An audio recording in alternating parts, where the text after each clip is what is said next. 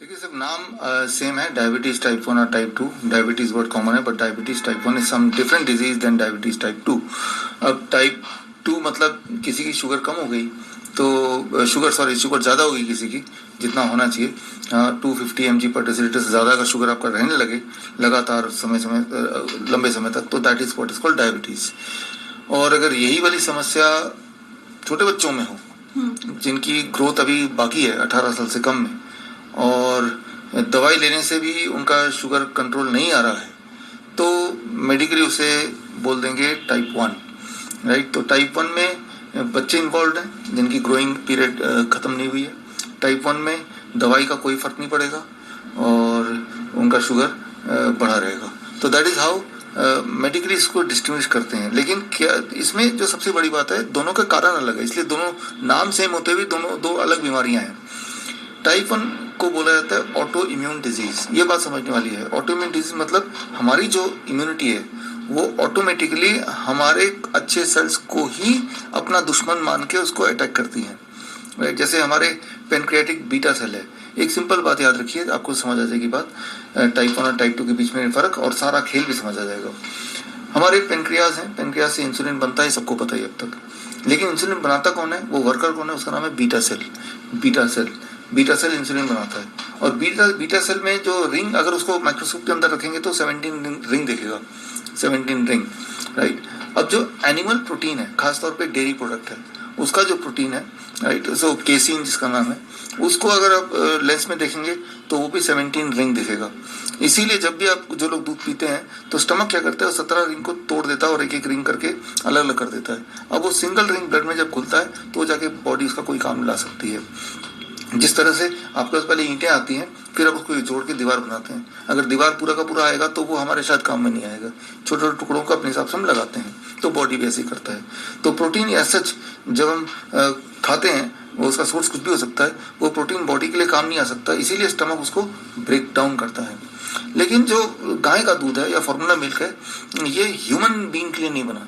बहुत सारे बच्चे ऐसे होते हैं, टाइप 1 की बात कर रहे हैं हम, छोटे बच्चे ऐसे होते हैं जिनका स्टमक वो दूध के जो प्रोटीन है 17 रिंग वाला, उसको तोड़ ही नहीं पाता।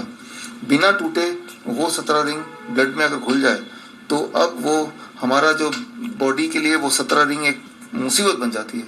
तो बॉडी हमारी इम्यूनिटी को आदेश देती है 17 रिंग को उठा के बॉडी से बाहर थ्रो करो, इसको डिस्ट्रॉय करो।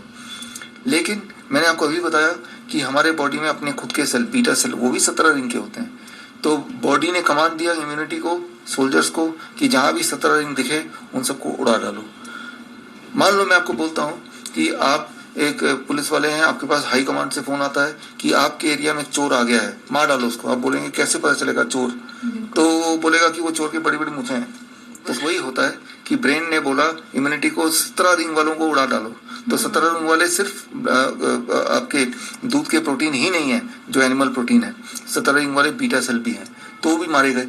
और बीटा सेल मारे गए तो इंसुलिन बॉडी प्रोड्यूस नहीं कर पा रहा है। इंसुलिन नहीं प्रोड्यूस कर पा रहा है, वो वाला बच्चा का जब भी कुछ खाएगा तो उसका शुगर बढ़ता जाएगा और वो दवाई से कंट्रोल नहीं आएगा। वो इंसुलिन बॉडी नहीं बना रहा तो इंसुलिन बाहर से फिर इंजेक्शन में देते हैं। That is what is called diabetes type 1।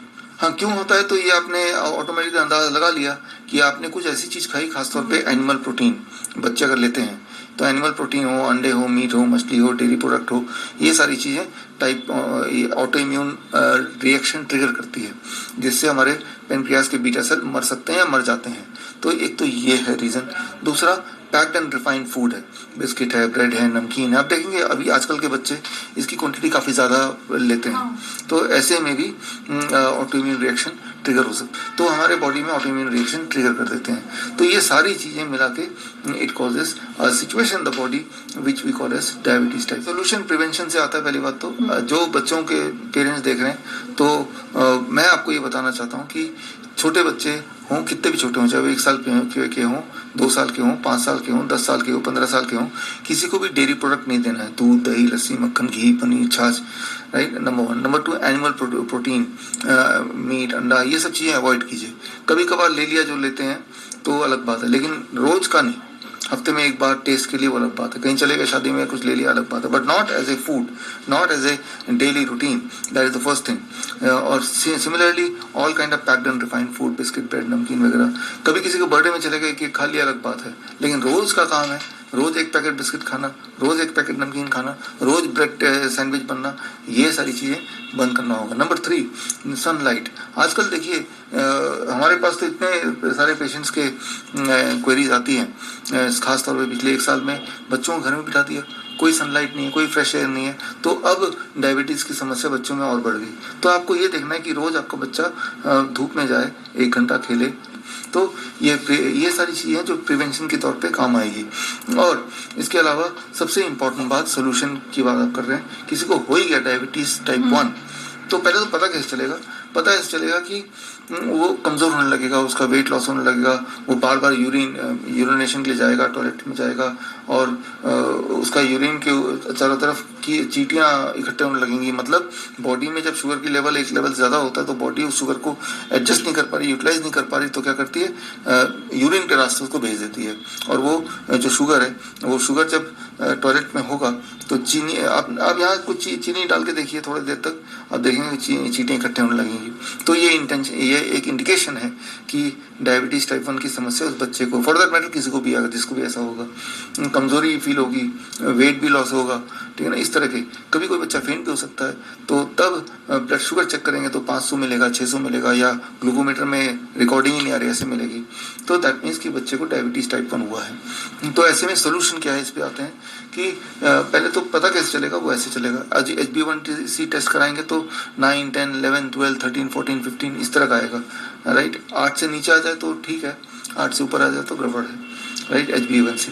तो इस तरह से आपको क्लियर हो गया कि बच्चों को टाइप 1 डायबिटीज़ है।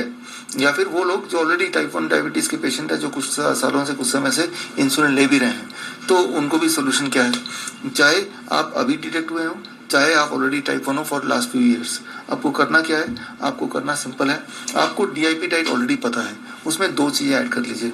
सुबह फ्रूट ब्रेकफास्ट से पहले वेट अनुसार आप वेजिटेबल खा लीजिए, 2-3 तरह के वेजिटेबल, जैसे किसी का 50 kg का आदमी है तो 50 ग्राम, 50-60 ग्राम, और बच्चे ही कोई होगा 50-60 ग्राम, उनको वेजिटेबल खाना, दो खीरा या 1-2 टमाटर ऐसे खा लिया, और उसके बाद फिर fruit breakfast, number 1। Number 2, DIP diet में लंच और डिनर से पहले पत्ते खाने हैं।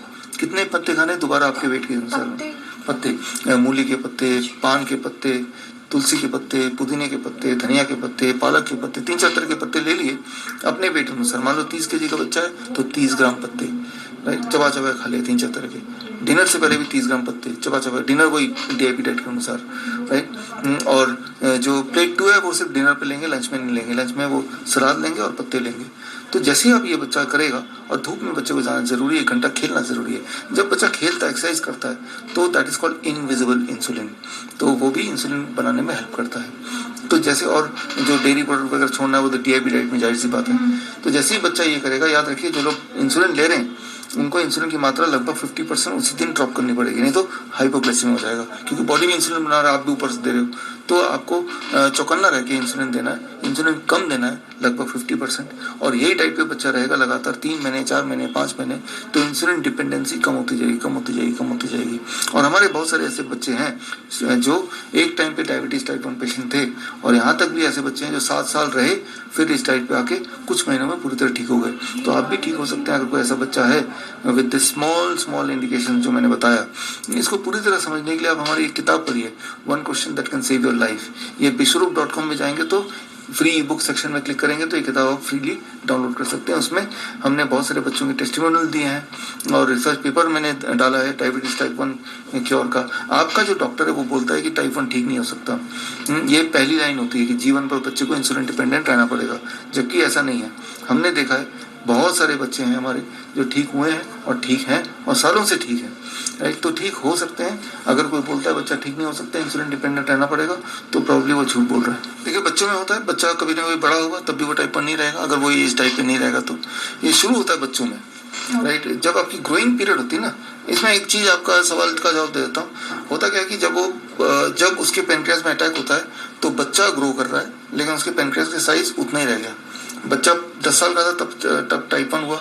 अब वो जब 17 साल का हुआ तो पूरी बॉडी ग्रो करके, बट उसका पेनक्रियास उतना ही रह गया।